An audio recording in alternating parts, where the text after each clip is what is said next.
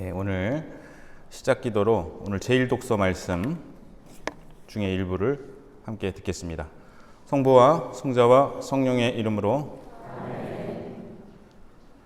요나는 그 성읍 안으로 걸어 들어가기 시작하였다. 하룻길을 걸은 다음 이렇게 외쳤다. 이제 40일이 지나면 니네베는 무너진다. 그러자 니네베 사람들이 하느님을 믿었다. 그들은 단식을 선포하고 가장 높은 사람부터 가장 낮은 사람까지 자루옷을 입었다. 이 소식이 니네베 임금에게 전해지자 그도 왕좌에서 일어나 겉옷을 벗고 자루옷을 걸친 다음 잿더미 위에 앉았다. 성부와 성자와 성령의 이름으로. 삼위 예수님. 네, 오늘 말씀 작년에 제가 강론하면서 이 사람들이 배가 많이 나왔던 것 같다. 니네베는 무너진다. 그러니까 단식을 선포한 걸로 봐서 배가 많이 나왔을 것이다. 이런 말씀을 드렸는데 이제 니네베 사람들은 요나 예언자의 말씀을 듣고 반응을 했습니다. 근데 그 반응이 실천이었어요. 말씀에 대한 실천. 이것이 오늘 그 사순특강에서 드리고 싶은 말씀과 비슷하다고 생각이 돼서 오늘 독서계 시작기도 말씀으로 함께 들었습니다. 강의록 다 가져오셨어요? 네. 같이 한번 보실게요. 이 강의록은 단순한 기도라는 제목의 아티클을 번역한 것인데요. 각주 보시면 웬디 메리 베켓이라는 수녀님이십니다. 그 그림 읽어주는 수녀님으로 유명하셨던 분인데 돌아가셨어요. 이분이 클러지 리뷰라는 잡지, 근데 요거는 신부들 보는 잡지인데요. 여기에다가 기고하신 심플 프레어라는 글을 번역한 것입니다. 저는 신학교 입학한 후에 혹시 강의 자료 못 받으신 분들은 뒤에 나눠드리고 있으니까 뒤에서 받으시면 되겠습니다. 신학교 입학하고서 1, 2학년 때 기도에 대한 책을 많이 읽었습니다. 그런데 읽으면 읽을수록 잘 모르겠더라고요. 그리고 좀 방법이 복잡해 보이기도 하고 그래서 좀 실망을 많이 했습니다. 저 자신에 대해서. 그리고 군대를 다녀와서 이제 복학을 하고 3학년으로 복학했는데 여전히 기도가 어렵게 느껴지고 그런 상황에서 문득 그런 생각이 들었어요. 하느님이 인간을 만나시는데 그렇게 방법을 어렵게 하셨을까? 복잡하게 하셨을까? 그래서 이 방법이 복잡한 거는 뭔가 아닐 것이다 라는 생각이 좀 들기 시작했습니다. 그런데 영어 시간에 지금도 이제 그 성심수녀의 박정미 수녀님께서 대전 가톨릭대학교에서 영어 강의를 하고 계신데 제가 모시고 왔어요. 사실은 제가 서울신학교에서 수행 강의를 들었었고 그 영어 시간에 이 아티클을 제가 배우면서 그 목마른 사람이 그 우물을 발견한 그런 느낌이 들었습니다. 그리고 그 이후에 읽은 수많은 글들, 어떤 글도 기도에 대해서 이처럼 핵심적으로 얘기하지 못했다라고 저는 생각을 하고 아직도 반복해서 읽고 있는데요. 여러분께 이 글을 소개해 드리고 싶었습니다. 그래서 그때 배운 거를 토대로 제가 번역을 했는데요. 우선은 한번 제가 여쭤보고 싶은 게 기도는 하느님과 우리의 만남입니다. 그렇죠? 네. 하느님 만나시나요? 기도하시면서? 만약에 못 만나신다면 가능성이 세 가지예요. 첫 번째, 하느님이 사실은 안 만나고 싶다. 맞아요? 의외네요. 두 번째, 내가 안 만나고 싶다. 세 번째, 방법이 잘못됐다. 셋 중에 뭘까요? 자, 놀랍게도 2번입니다. 내가 안 만나고 싶은 거예요, 사실은. 그러니까 하느님은 우리를 너무너무나 만나고 싶어 하시는데 내가 안 만나고 싶어서 방법을 잘못 씁니다. 그게 이 글의 핵심이에요, 사실은. 그래서 중요한 거는 하느님을 만나고 싶은 원의를 가져야 한다. 정말로. 그게 주제라고 할 수 있겠습니다. 한번 보시면 어느 해인가 한 유명한 예수의 신부님이 뉴욕에 있는 성 패트릭 성당에서 기도를 주제로 사순절 특강을 하였습니다. 이 패트릭 성당은 뉴욕 주교자 성당이에요. 근데 이제 주로 이제 특강을 예수의 신부님들이 많이 하시니까 이제 이 수녀님이 가서 그걸 보신 거예요.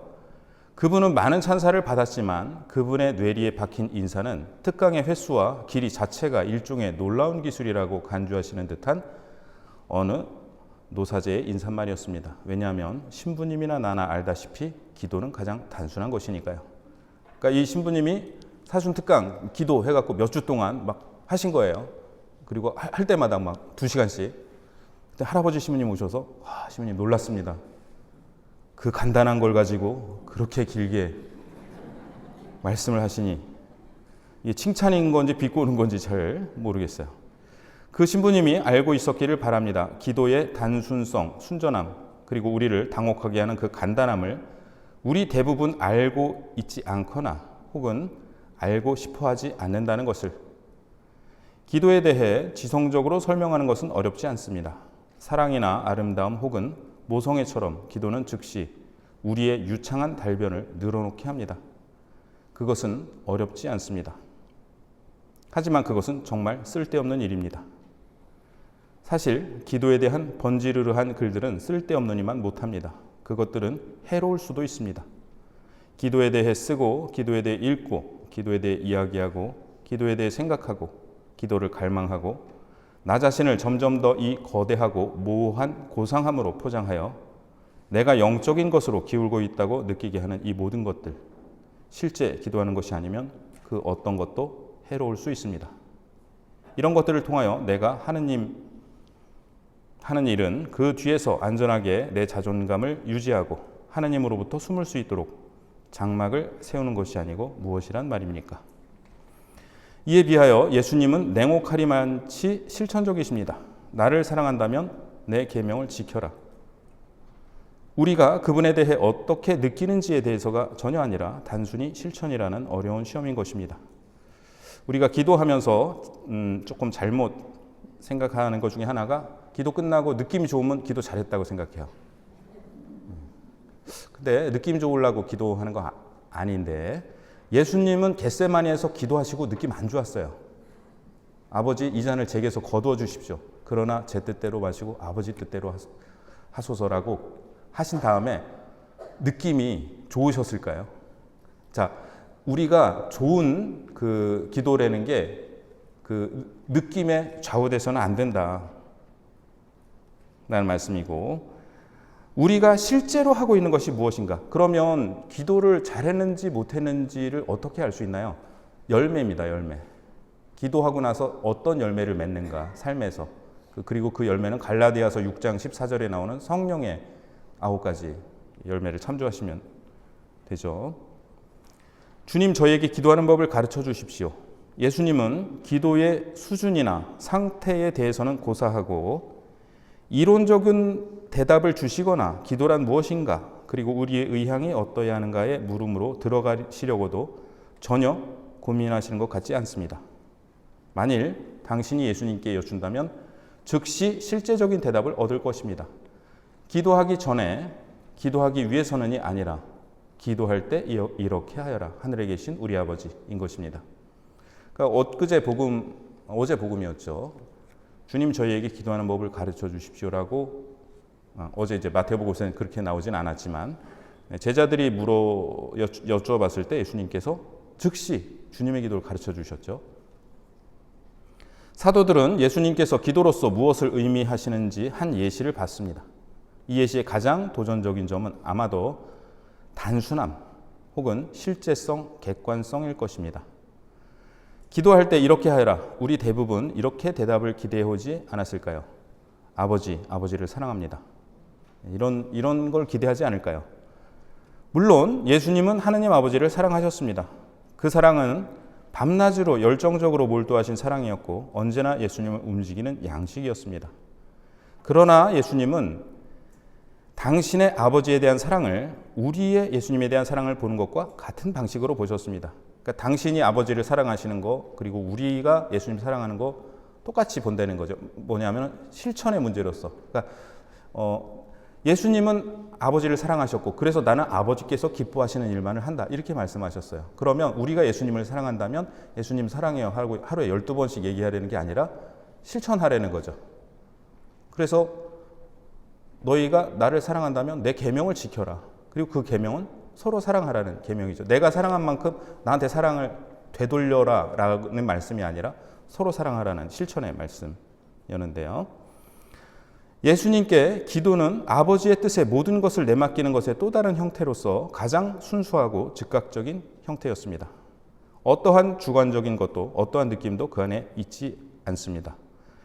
예수님은 겟세마니 동산에서 모든 본능이 반항할 때도 성령 안에서 기쁨으로 가득 차셨을 때와 똑같은 간절함으로 아버지를 사랑하시고 아버지께 모든 것을 내맡기셨습니다.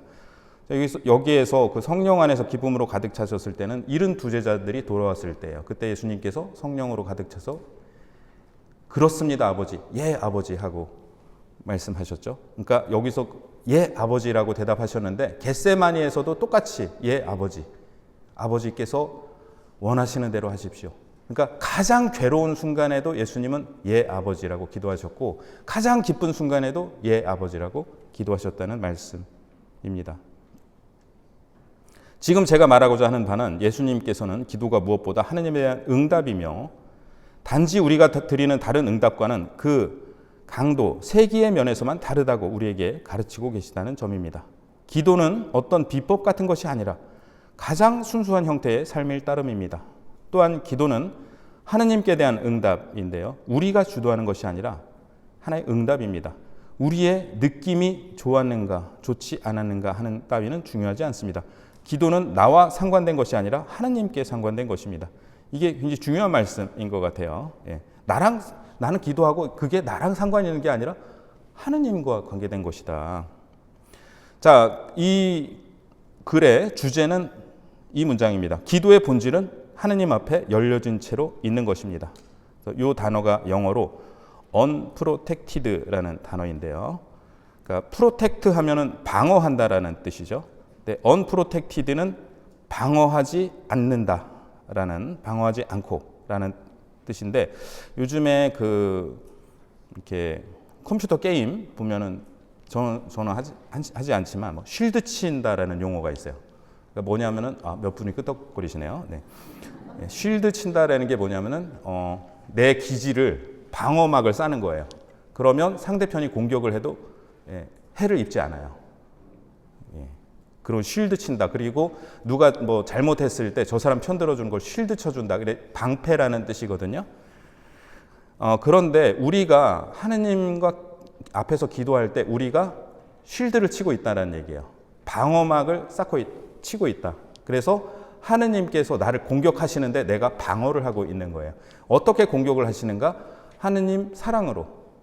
하느님께서 나를 얼마나 사랑하시는지 그 사랑으로 나를 공격하고 있는데 우리가 그 사랑을 다 깨닫고 받아들이고 나면 나도 그만큼 사랑해야 되고 나도 이태석 신부님처럼 수당 가야 될 것 같고 마더 데레사 선생님처럼 그렇게 살아야 될 것 같고, 그러니까 그게 감당이 안 될 것 같으니까 나도 모르게 무의식적으로 방어막을 치고 있다라는 얘기입니다. 그리고 기도는 뭐냐? 그 방어막을 걷어내는 거다. 그것이 기도의 전부입니다. 그러니까 그거를 하고 나서 뭘 할 거냐가 아니라 그거를 걷어내는 것 자체가 기도다. 그래서 하나님 앞에 열린 채로, 방어하지 않은 채로 있는 것입니다. 하나님께서 무엇을 하실까요? 그분께서 우리를 소유하실 것입니다. 자, 우리 하나님을 뭐라고 부르죠? 주님이라고, 주님. 제가 재작년에 사순특강 첫 시간에 아버지 하나님에 대해 말씀을 드렸습니다. 하나님의 아버지시면 나는 뭔가요? 아들이고 딸이죠. 하나님의 아들, 딸. 그게 제일 중요한 거라고 말씀드렸고, 이번에는 하나님은 누구시냐? 주님입니다. 그러면 나는 뭘까요? 자, 주님이라 그러면 종이라는 말이 딱 나와요. 그런데 가만 생각해 보면 종보다는 내가 하느님 거라는 뜻입니다. 하느님이 나의 주인이고 나는 하느님 거. 그리고 사람 사이에 내가 저 사람 거라는 게 이제 종이 그렇게 될 때가 많으니까 그렇게 얘기를 하는데, 그 주인하고 종하면 막 주인이 무리한 요구 시켜도 종은 무조건 해내야 되고 그렇게 생각을 하기가 쉬운데, 1차적으로 그 소유의 문제입니다. 나는 누구 거냐? 나는 하느님 거고, 하느님은 나에 대해서 당신의 것이라고 부르실 수 있는 유일한 분이십니다.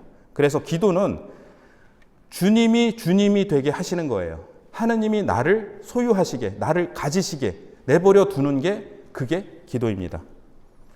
그분께서 우리를 소유하시는 것이야말로 인생 전체의 목표입니다. 우리는 우리가 하느님의 소유라는 것을 알고 있습니다. 그러나 또한 정직하다면 죽을 힘을 다해 자신의 자율권을 움켜쥐고 있음도 알고 있습니다. 그러니까 입으로는 주님이라고 부르지만 사실은 내 주인은 나다라고 죽을 힘을 다해 움켜쥐고 있다는 거죠. 그러니까 예수님께서 나더러 주님 한다고 하늘나라에 들어가는 것이 아니다. 하늘에 계신 내 아버지의 뜻을 실행하는 일하여 들어간다. 왜? 주님이라고 불렀으면 주님이 원하시는 거를 해야죠. 근데 그렇지 않고 주님 불러놓고 내가 원하는 대로 해달라고 하면은 그건 이렇게 맞지가 않는 말이죠. 우리는 사실 하느님께 입술 봉사, 립 서비스를 드리기 위해 준비되어 있습니다. 왜냐하면 하느님을 흔들어대는 것이 우리의 양심을 평온하게 유지해 주기 때문입니다. 그러나 정말로 하느님의 소유가 되는 것은 전혀 다른 문제입니다. 그것은 우리 자신을 위해서는 아무것도 남겨놓지 않고 언제나 나와 다른 분의 뜻에 매여서 우리를 평안하게 해줄 어떠한 내적인 성공에 대한 의식도 없이 쓸모없는 종이라는 가슴 아픈 자각 안에서 살아가는 것을 의미합니다. 자, 이 글을 읽으시면서 좀 조심하셔야 될 건 신부님들 대상으로 쓴 글이에요. 수녀님이 좀 불만이 있으신 것 같은, 이게 충분히 이렇게 그걸 좀 염두에 두시고. 그러니까 쓸모없는 종이라는 거는 우리 복음에 나오는 말씀이잖아요. 저희는 쓸모없는 종입니다. 해야 할 일을 했을 따름입니다. 그러니까 우리의 정체성, 특히 이제 봉사자들의 정체성인데 언제나 나와 다른 분의 뜻에 매여서, 그러니까 우리 안에 나와 다른 분이 계시고 그분이 하느님이신데, 이제 우리 자매님들 중에 이제 아이를 낳으신 자매님들은 이 경험이 있으시죠. 내 안에 나와 다른 존재가 있어요. 그리고 그 존재를 위해서 내 모든 걸 포기했어요. 내가 먹고 싶은 게 아니라 아이에게 필요한 거를 먹고, 내가 뭘 하고 싶어도 그걸 다 하지 않고 아이를 위해서 그거를 희생했어요. 그래서 어떤 학자들은 여성이 이렇게 구조적으로 하느님을 더 이렇게 받아들이기가 이렇게, 그러니까 한마디로 신앙심이 더 깊을 수밖에 없다라고 얘기하는 사람도 있어요. 어떤 학자들은. 왜냐하면 내 안에 다른 존재를 모시고 데리고 살아가는 것이 이미 가능하다라는 얘기이죠. 그러니까 내가 주인이 아니라 내 안에 계신 다른 어떤 분이 주인이시다라는, 그리고 여기에 이런 거를 잊고 있다가 기도를 하면서 내가 하느님, 그분이 나의 주인이시다, 이런 걸 인정한다는 것은 사실 쉽지 않은 얘기란 말씀입니다. 타락한 피조물이라는 사실은 가혹한 일이며 우리는 대부분의 시간 동안 이것을 우리의 의식 밖으로 밀어내기에 분주합니다. 그러나 기도는 우리를 어찌할 수 없이 하느님 앞에 데려다 놓고 우리는 자신이 누구이신지에 대한 쓰디쓴 자각을 갖게 됩니다. 우리의 하느님은 태워버리는 불이십니다. 그리고 그분께서 나를 소유하시는 동안 나의 더러움은 타들어갑니다. 그분은 빛이시며 나의 어두움은 그분의 광채 아래서 시들어갑니다. 기도를 그토록 가혹하게 만드는 것은 이와 같은 하느님의 적나라한 광채입니다. 왜냐하면 대부분의 시간 동안 우리는 그 정도면 괜찮은 사람이라고 스스로 납득시킬 수 있기 때문입니다. 옆 사람 정도는 된다고, 어쩌면 더 나으리라고 누가 알랴.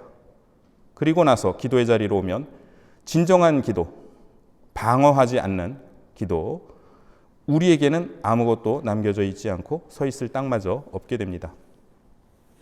통상 나이를 먹어감에 따라 우리는 점차 삶에 대처할 수 있도록 훈련되어 갑니다. 대개의 부문에서 우리의 흥미와 주의가 시들어질 때 우리가 기대할 수 있는 기술들을 터득합니다. 언제나 열어서 사용할 수 있는 무언가가 우리 안에 남아있다는 것은 성숙의 일부입니다. 그러나 기도에서는 그렇지 않습니다. 기도는 전적으로 그리고 유일하게 그 자체의 진실에 의지하는 단 하나뿐인 인간 행위입니다. 우리가 이제 어떤 분은 막 20년, 30년을 기도했어요. 나는 오늘 처음 기도해요. 근데 아무런 차이가 없다는 거예요. 내가 정말로 진실하게 기도하고 있다면 오랫동안 기도해서 기도회가 몸에 젖은 어떤 분이나 나랑 아무 상관이 차이가 없다. 내가 정말로 진실로 나 자신을 열고 하느님의 것이 되기를 바란다면, 우리는 하느님 앞에 있으면서 하느님의 하느님이심 앞에 노출되어 있습니다. 그분은 속이실 수도 속으실 수도 없는 분이십니다. 우리가 하느님이나 다른 사람을 속이려 든다는 것이 아니라 다른 사람과 함께일 때는 우리의 모호함이라는 인간 조건을 어찌할 수 없다는 뜻입니다.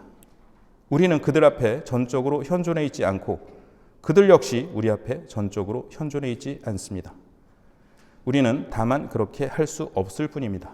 그래야 하는 것도 아닙니다. 설사 그럴 능력이 우리에게 있다 손 치더라도 그 어떤 인간적인 일도 우리의 전인적 현존을 요구하지 않습니다. 이 전인적 현존이라는 것은 몸도 마음도 영혼도 정신도 다 여기 있다라는 얘기예요. 우리가 다른 사람이랑 얘기할 때 사실은 그렇게 있어야 되는데 그렇게 있지는 못해요. 자, 우리가 기도할 때 기도하려고 앉았어요. 근데 우리의 마음이 어디가 있나요? 예, 집에 가 있기도 하고 뭐 이렇게 다른 데 가 있기도 하고 또 시간도 이따가 저녁 때 뭐 해 먹어야 되지 하고 뭐 그리로 가기도 하고 일단 시간이 막 왔다 갔다 하고 40일 피정을 가면요 세계 일주를 할 수가 있어요. 기도하면서 이렇게 어떤 나라가 막 가봤던 나라 안 가봤던 나라 다, 그러니까 우리의 마음이 그렇게 돌아다니는데 다른 사람과 만날 때는 전인적 현존 온전히 이 자리에 있는 게 불가능하고 그렇게 되지도 않은데 기도는 그거를 요구한다는 겁니다. 지금 이 자리에 있는 것을, 완전히 이 자리에 있는 것을 요구한다. 그리고 이제 그러면 어떻게 해야 지금 이 자리에 있을 수 있는가? 그거는 우리의 호흡에 집중하는 겁니다. 그래서 숨을 한번 천천히 들여 마시고 내쉬어 보세요. 그리고 숨을 들이마시고 내쉬면서 들이마실 때 코와 윗입술 사이가 시원해지고 내쉴 때 따뜻해집니다. 언제나 이 숨에 집중하면 이 자리로 돌아올 수 있어요.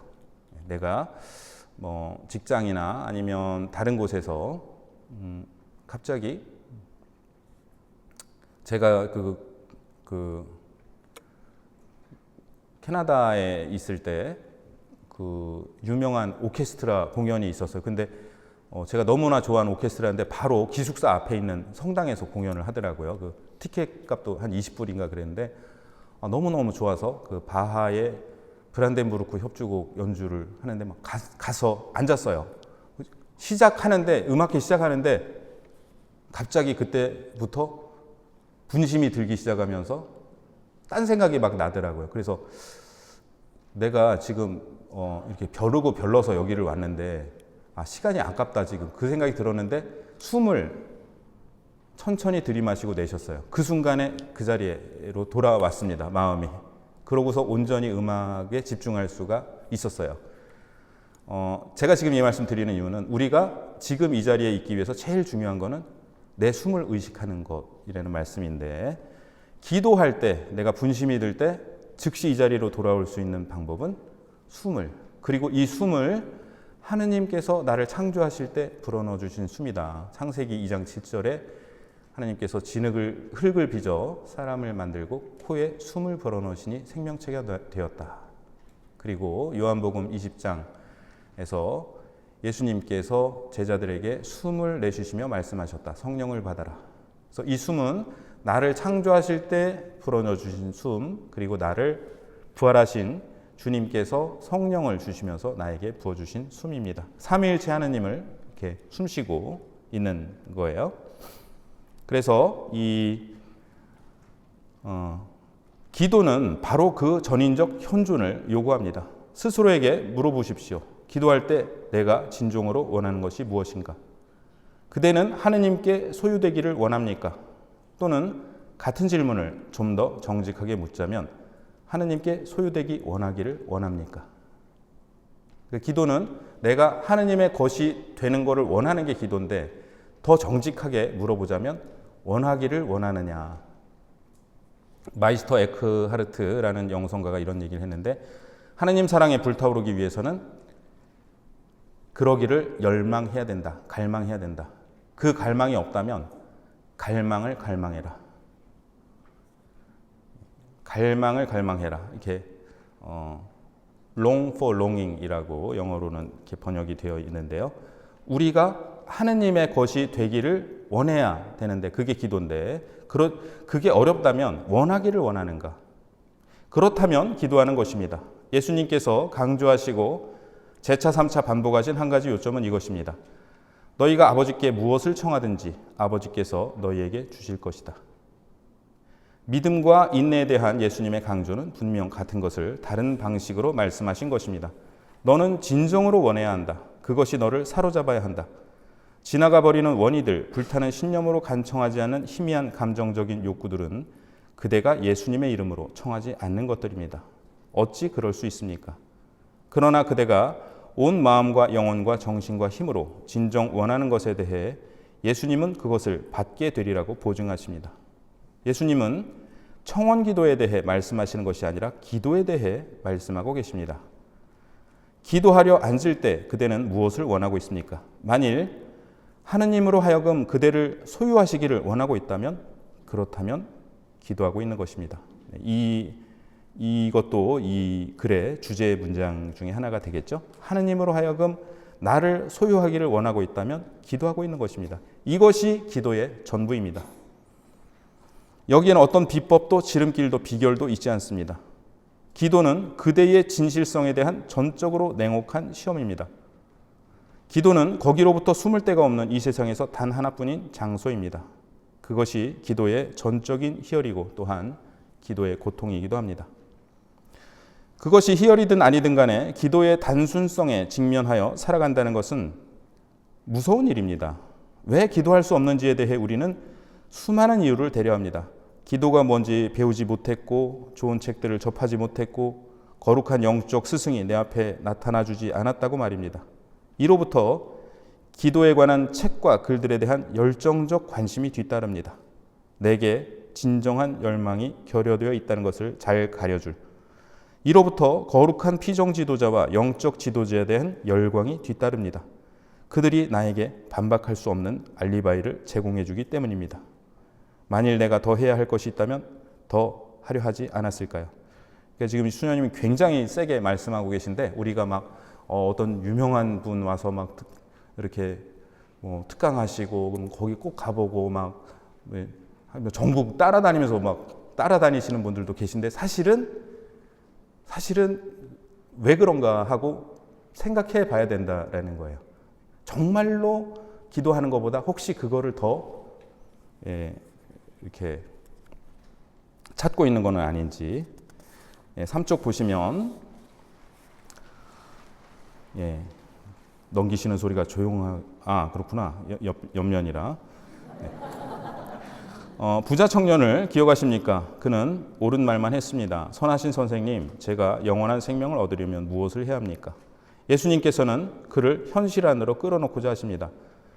어찌하여 너는 이해하지도 못하는 선한이라는 말을 사용하느냐? 그러나 청년은 고집을 부렸고 예수님은 그 청년이 스스로 청하고 있다고 믿고 있는 것에 대해 답을 주십니다. 예수님은 무엇을 해야 하는지 말씀하시고 그리고 물론 청년은 울상이 되어 떠나갑니다. 왜냐하면 예수님께서 이상과 감정의 영역을 제거해 버리시고 아버지의 요구를 명료하게 말씀하셨기 때문입니다. 가서 가진 것을 다 팔아 가난한 사람들에게 나눠주고 나를 따라라. 부자 청년이 원하는 바가 아니었습니다.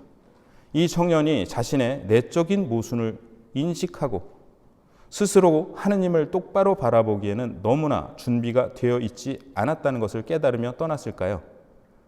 그랬기를 바랍니다. 그러나 아마도 그 청년은 스스로 극복하기를 열망한다고 확신하는 불가능함이라는 핑계뒤로 자기가 쳐놓은 바리케이드와 선생님의 요구가 부합할 수 없었기에 슬퍼하지 않았나 싶습니다.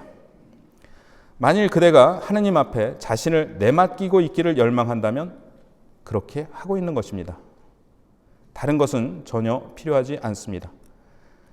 우리가 거기에 대해 전혀 낙담할 필요가 없는 것, 그것이 기도입니다.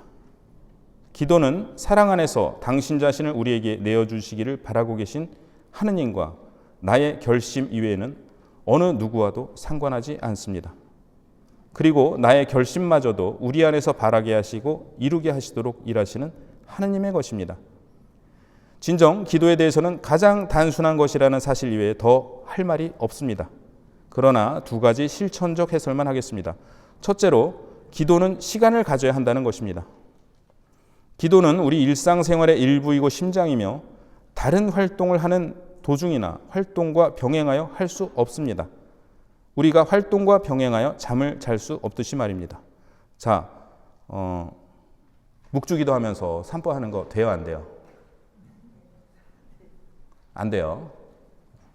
산보하면서 묵주기도 하는 건 돼요. 네. 운동하면서 묵주기도 하시는 거 돼요. 근데 기도하면서 운동하는 건 안 돼요. 자, 뭐냐 하면 내가 산보하든 운동하든 뭘 하든 다른 걸 하더라도 그 시간에도 계속 기도하겠다. 이건 좋은 거죠.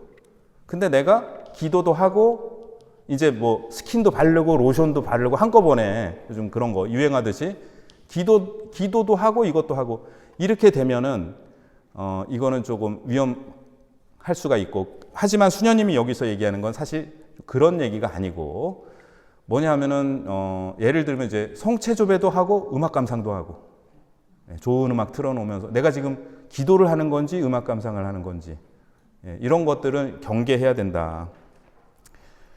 그래서 조금 말장난 같지만 다시 생각을 해보세요. 네, 기도하면서 다른 거를 하는 것인지 다른 거를 하는 와중에도 기도를 하는 것인지, 네. 그 자체로서 기도는 우리가 일과 병행하면서 하려는 어떠한 시도도 침몰시킵니다. 기도는 그대를 타오르는 불길 안에서 붙잡아두고 그럼으로써 그대가 기도 이외의 시간에도 여전히 그분과 함께 불타오르도록 하기 위하여 그대 전체를 요구합니다. 제가 좀 조심스러운데 저기 이게 캐나다에 있을 때 그 그랜드 캐년을 가봤어요. 그러니까 왜냐하면 뭐 공부한다면서 뭐 놀러 많이 다녔네 이러실까봐 그랜드 캐년을 한번 가봤는데 너무너무 더웠습니다. 그리고 떼약볕이 얼마나 뜨거운지 그 태양이 그 절벽을 내리쬐는데 너무너무 뜨거운, 근데 밤이 되면 또 그렇게 기온이 떨어진대요. 무슨 생각이 들었냐면 저 바위가 밤을 견디려면 저 낮에 뜨거움이 필요하겠구나, 그런 생각이 들었어요. 만약에 밤만 계속된다면 그럼 굉장히 이렇게 차갑고 뭐 얼음처럼 그렇게 변하겠죠. 그런데 그 낮의 뜨거움의 시간이 있었기 때문에 저 밤을 견디는구나. 우리한테 어려움의 시간, 힘든 시간들이 있습니다. 근데 그거를 극복하려면, 이겨내려면 뜨거움의 시간이 있어야 되고 그게 기도예요. 내가 하느님 앞에 나와가지고 그 뜨거움으로 원적외선을 쬐는 거죠. 그냥 하느님 앞에서 그 시간이 필요하다. 그래야 어려운 시간, 다른 시간을 견뎌낼 수가 있다. 오늘날 사람들에게는 크고 작은 한탄과 함께 기도할 시간이 없다고 말하는 경향이 있습니다. 이건 사실이 아닙니다. 그들이 말하는 바는 하루에 한 차례의 평화로운 1시간이나 혹은 평화로운 2번의 30분 혹은 3차례의 평화로운 20분마저 없다는 뜻입니다. 하루가 하느님께서 주신 날이라면 하느님께서는 바로 이러한 상황에서 그들의 기도하는 마음을 기다리고 계신 것입니다. 혹시 이제 언제 우리 밥 한번 먹어 하고 헤어진 분 계시죠? 그분이랑 밥 먹었어요? 안 먹죠. 시간 날 때 한번 봐. 안 보죠. 왜? 시간은 나지 않아요. 시간은 내는 겁니다. 모든 시간은 내는 겁니다. 저는 시간 날 때 이렇게 창피한데 청소를 하려고 이렇게 하다가 항상 깨닫고 있어요. 시간은 그렇게 나지 않습니다. 내야지. 내가 청소할 시간을 내야 되는 거고, 어떠한 거든지 우리가 어떤 사람을 만나더라도 시간을 내서 만나는 거지 시간 날 때 만나는 경우는 없습니다. 시간 나면 기도도 하겠다. 그러면 못 하는 거예요. 왜? 시간은 내야 되는 거고, 그런데 우리가 더 상위의 가치라고 여기는 것에 대해서는 언제나 시간이 있다는 겁니다. 그들은 분명 조건들을 테스트하고 있지만 분명 불가능하지는 않습니다. 어느 누구도 5분간의 쉼이나 10분간의 휴식 없이 하루 종일 이곳저곳을 다니지 않습니다. 만일 그대가 진정 기도하기를 원한다면 기도하십시오. 이 몇 분짜리 자투리 시간이라도 긁어 모아서 그 시간 안에서 하느님께 그대 자신을 바치십시오. 그런 자투리 시간 동안 기도하는 느낌을 가지지 못할 수도 있습니다만 그것은 중요하지 않습니다. 그대는 하느님을 위해 기도하는 것입니다.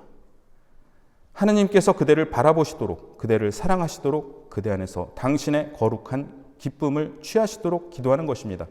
그대가 이런 것을 느끼든 말든, 기도를 통해 위안을 받든 말든 무슨 상관이란 말입니까? 이거는 이제 아까 기도는 우리랑 상관된 게 아니라 하느님과 상관된 것이다. 하느님 위해 기도하는 거예요. 그래서 하느님이 그런 시간 가지시라고 그런 거지, 나도 그거를 느껴야 된다. 여기에서 벗어나려는 겁니다. 기도에 관한 한 우리는 구두쇠가 되어 시간의 조각들을 모아 신실하게 그 시간을 아버지께 바쳐드려야 합니다. 그러나 우리는 또한 우리가 바라보고 싶어 하지 않아 넘어갈 수 있는 더 긴 시간도 살펴봐야 합니다. 즐겁고 유익한 시간, TV 프로그램이나 책, 잡담들도 때때로 희생될 수 있습니다. 하지만 만일 그대가 하느님께서 그대를 소유하시기를 갈망하고 목말라 한다면 이것들뿐만 아니라 다른 어떤 것도 희생할 수 있습니다. 이것이 나의 요점입니다. 우리가 상위에 두는 가치를 위해서는 충분한 시간이 있고 언제나 있을 것입니다. 네, 시간이 없다는 것은 사실이 아니다. 사실은 내가 없다 그러면서도 어떤 일들은 다 했다. 정확한 시간의 양은 우리의 상식을 따릅니다. 단순히 거기에 머물러 있음에 대해 이야기하고 있음을 상기할 때 대개의 사람에게 1시간이 무난할 것입니다. 질적인 문제는 하느님께 맡겨둔 채 말입니다.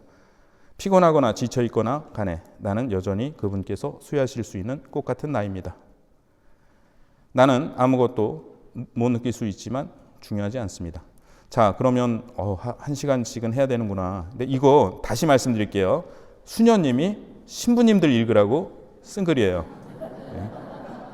신부들이 다른 거 뭐 하고 바쁘다고 하면서 취미생활은 다 하고 있는데 1시간 기도하는 게 그렇게 어렵냐라고 묻고 있는 거예요. 그래서 혹시 저는 하루에 1시간은 너무 어려울 것 같아요. 그러면 30분만 하셔도 되고 시간은 각자 다릅니다. 다만 이 글은 좀 그런 거를 염두에 두고 읽으시면 좋겠고, 다른 하나의 실천적인 요점은 이것입니다. 기도할 때 무엇을 해야 하는가? 얼마나 간절히 사람들이 이 대답을 원하는지요. 왜냐하면 그것이 하느님으로부터 내 자신을 안전하게 지켜주기 때문입니다. 그러니까 방어해주기 때문입니다. 뭐 해야 돼요? 난 잘 몰라요. 그래야 나를 이렇게 방어해준다는 거죠. 하느님으로부터. 근데 기도는 뭐냐? 이 방어막을 걷어내는 것이다. 무엇을 해야 하는지 알고 싶다. 그러나 대답은 여전히 놀랍도록 단순합니다. 하느님 앞에 자신을 방어하지 않고 있으십시오.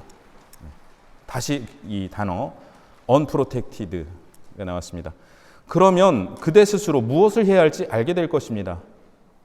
기도 방법들은 통상 가치가 있습니다만 단지 내가 하기를 원하는 것에 한해서 그렇습니다. 기도가 하느님께 대한 응답이라는 맥락 안에서 그것은 하느님께서 내게 원하신다는 것을 한다는 것을 의미합니다. 묵상에 잠길 수도 있고 하나님께 노래를 부를 수도 있습니다. 통회나 찬미의 자세로 그분 앞에 머무를 수도 있습니다. 그러나 대개 아마도 그분의 현존 앞에 있는 것 외에 아무것도 하지 않기를 바라게 될 것입니다. 제가 전에 신학과 1학년 담임할 때 그 신학생들이 전에 특강 때 한번 말씀드렸는데 신학교 오면은 기도 시간이 굉장히 많거든요. 성물도도 있고 그다음에 뭐 성찰 시간도 있고 성물도도 하루에 3번 들어와야 되고 근데 다른 건 다 따라 하는데 성체조배가 너무 힘들다고 30분 동안 성체 앞에 있는데 그래서 성체조배 어떻게 해야 되냐고 그런 질문을 많이 받았어요. 그래서 제가 전체에게 질문했습니다. 예수님이 내 앞에 나타나시면 뭐 할 거야? 그랬더니 누구는 뭐 붙잡고 울겠다. 또 누구는 뭐 그냥 하고 싶은 말이 많다. 그래서 또 누구는 그냥 예수님 바라보기만 해도 좋을 것 같다. 제가 성체조배 때 그걸 하라 그랬어요. 예수님 나타나신 거잖아 지금. 문제는 안 믿는 거죠 그걸.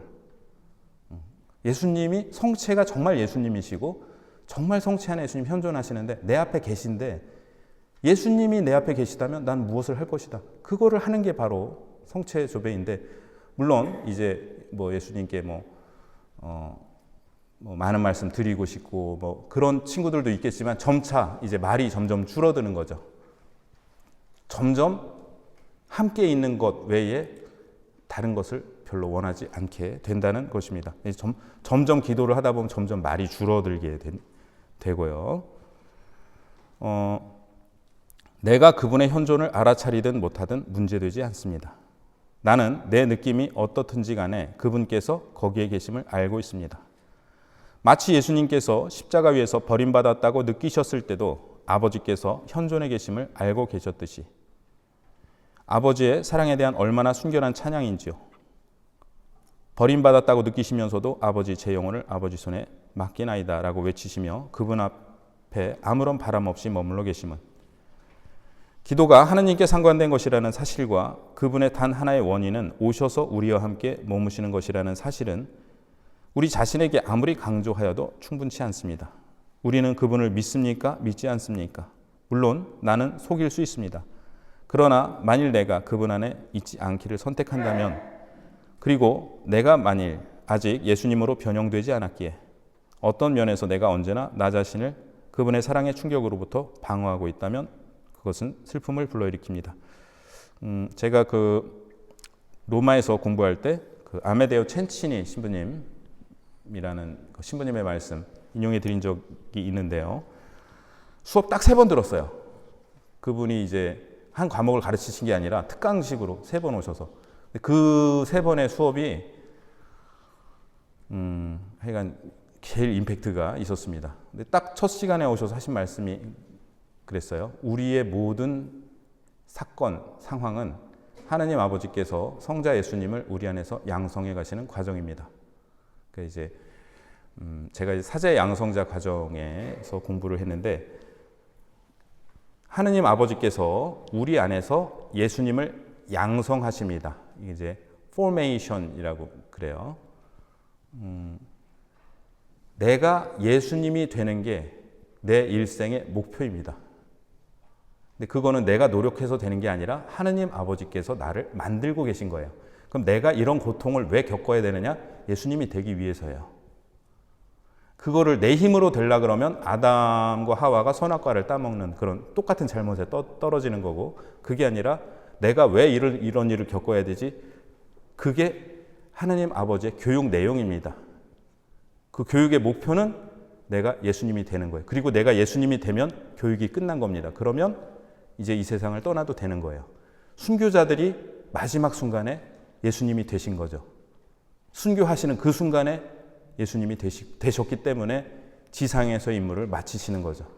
그래서 우리의 삶은 매일매일 매 순간 하나님 아버지께서 우리 안에서 예수님을 양성해 가시는 과정이다.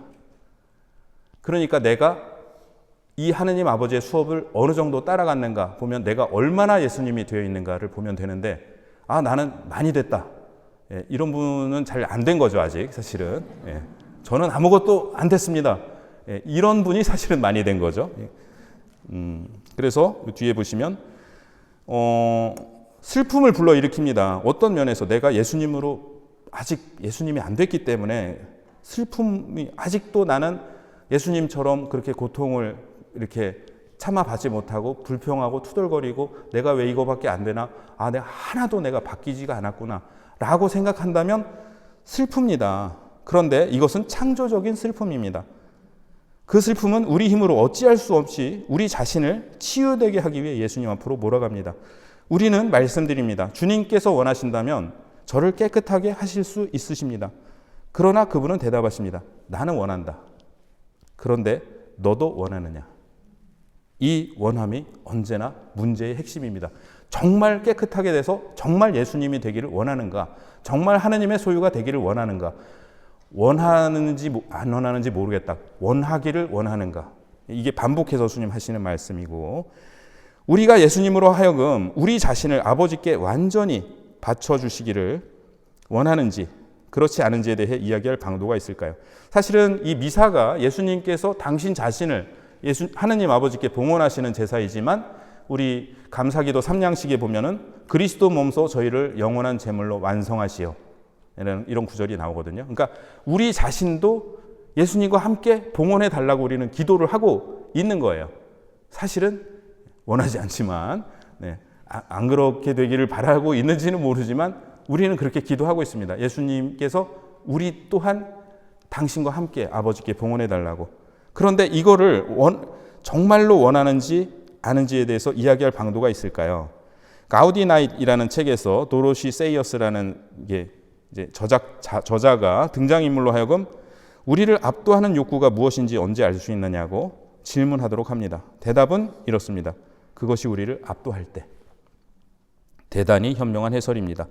하느님께서 그대를 당신 사랑 안에 깊숙이 넣으셔서 그대를 예수님으로 변모시키셨다면, 그렇다면 그대는 진실로 압도하는 열정으로 그분을 원해온 것입니다.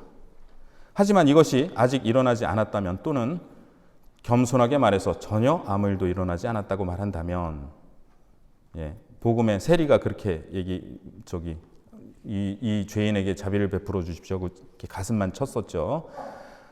그것은 비밀이지만 그 일이 일어나기를 당신이 내심 깊은 곳에서 바라오지 않기 때문에만 가능한 일입니다. 이것은 우리가 어찌할 수 없는 것입니다. 우리 행동의 방향들을 좌우하는 이 감추어진 욕망은 우리의 통제 영역 밖에 있습니다. 우리가 어떻게 할 수가 없는 것들이에요. 하지만 하느님의 통제 밖에 있는 것은 아닙니다. 자, 그래서 여태까지 이제 개인적인 기도를 얘기했다면 이제 성사에 대한 말씀인데요. 그분께서 우리에게 성사를 주신 이유는 은총을 향해 우리 마음 깊은 곳을 열어 젖혀 우리가 실제로 원한다고 생각하는 것을 변화시키기 위함입니다. 우리의 행동들은 우리가 실제 원하는 것이 무엇인지를 우리에게 보여줍니다. 우울한 시각, 그리고 슬프게도 완전히 다른 욕구들에 대한 감정적인 자각과 더불어 공존해야 하는 것. 그러니까 나는 정말로 하느님의 것이 되기를 바라면서 그러지 않기를 바라는 것을 느끼고 있는 이 슬픔, 이 자체를 하느님께 숨김없이 이것을 미사와 성사라는 강력하고 실증적인 기도 안에 우리의 가난을 담가서 하느님께 넘겨드려야 됩니다. 그래서 이 젠 성가에 이런 성가가 있어요. 창조주인 당신께 무엇을 바치리? 우리들의 미약함 받아주옵소서. 그러니까 우리가 하느님께 바치는 게 사실은 우리의 미약함을, 우리의 가난함을 바쳐드려야 된다. 내가 뭐 대단한 일, 그러니까 우리 사실은 이제 주일 미사 때 봉헌할 때 일주일 동안 헌금만 하는 것이 아니라 일주일 동안 내가 살면서 내가 받은 모욕, 내가 했던 공로, 내가 남한테 했던 희생, 하고 나서 받았던 억울함, 슬픔 다 봉헌을 하는 거예요. 그거를 가지고 우리는 미사를 봉헌하는 겁니다. 그게 우리의 재물이에요. 그리고 그래서 그거를 모아서 사제가 여러분 대신해서 미사를 드리는 게 아니라 우리 자신이 공통 사제직을 수행하면서 우리가 그거를 하느님께 바치는 제사를 봉헌하고 있는 거예요. 그 안에서 예수님께서는 당신 자신을 온전히 아버지께 바치시고 또한 우리를 당신과 함께 아버지께 바치십니다. 그 안에서 우리는 우리보다 먼저 행하시는 성령께서 우리 시면 깊은 곳에서 이루시려는 것이 무엇인지를 볼 수 있을 것입니다. 그분께서 이루시도록 하십시오. 그분께서 우리 하느님이 되시게 하십시오. 이것도 이제 마이스터 에카르트의 말이 그런 게 있는데, 하느님이 당신 안에서 하느님이 되시게 해라. 당신 안에서 하느님이 되시게 해라. 내가 정말로 뭐 이렇게 설명하기가 좀 어려운 말이네요. 그대 안에서 정말 하느님이 되시게끔 해라. 나의 과거가 어떠하든 미래에 대한 나의 두려움이 어떠하든 지금 여기에서 오 성령이시여 제 안에서 아버지에 대한 예수님의 온전한 예를 외치소서. 그러니까 예수님께서 예 아버지 그렇습니다 아버지, 그리고 겟세마니에서도 아버지 뜻대로 하십시오 하고 예 아버지 하고 외치셨는데 우리가 그렇게 외치도록 하는 것은 성령께서 하시는 일이라는 거죠.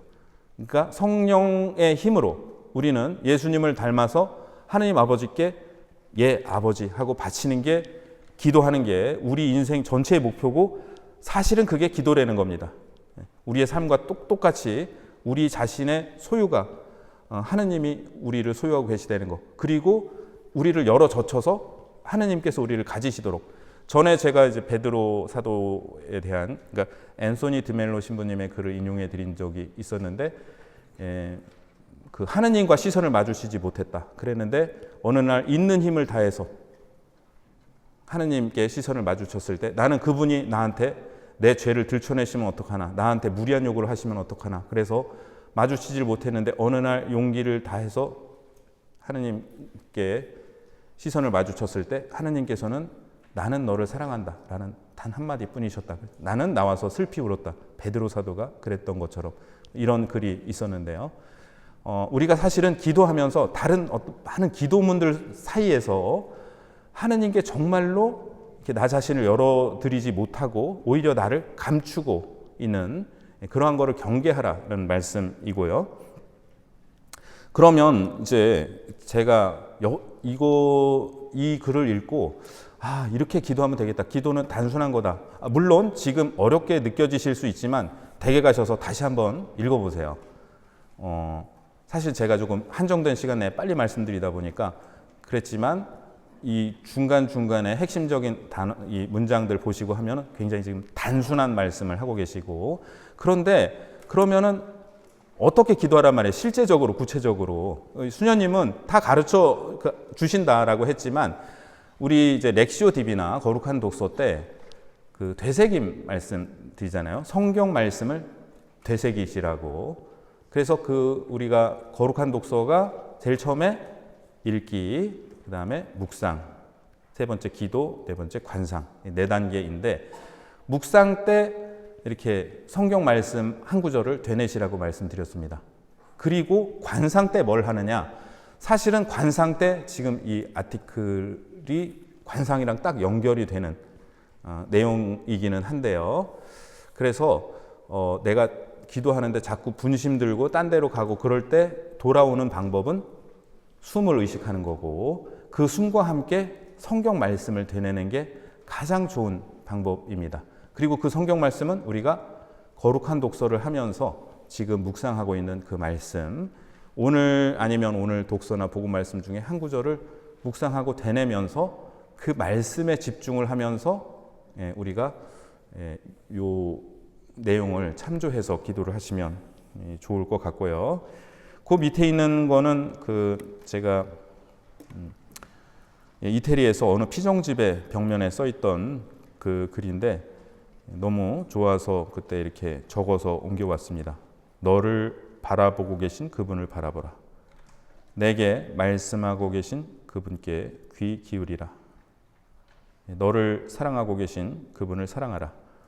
이것이 이태리어로는 가군이 이렇게 딱딱 맞아서 또 오페라 가사처럼 그렇게 되어 있는데요. 그러니까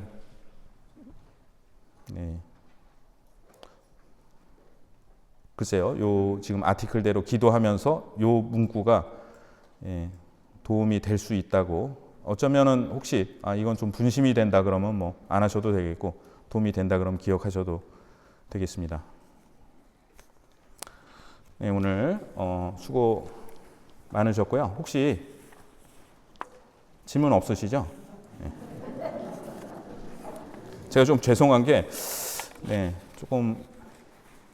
조금 시간을 넉넉하게 가질 거를 저는 50분 안에 끝내려고 했는데 조금 너무 빨리빨리 했나 싶은 생각이 드는데, 아까 말씀드린 것처럼 다시 한번 요 내용을 읽어보시면 요 안에서 그 핵심적인 내용을 파악하시면 기도에 도움이 되시라고 생각합니다. 오늘 성모성으로 마치겠습니다. 성부와 성자와 성령의 이름으로. 은총이 가득하신 마리아님 기뻐하소서. 주님께서 함께 계시니 여인 중에 복되시며 태중의 아들 예수님 또한 복되시나이다. 천주의 성모 마리아님, 이제와 저희 죽을 때 저희 주인을 위하여 빌어주소서. 아멘. 성부와 성자와 성령의 이름으로 아멘. 수고하셨습니다.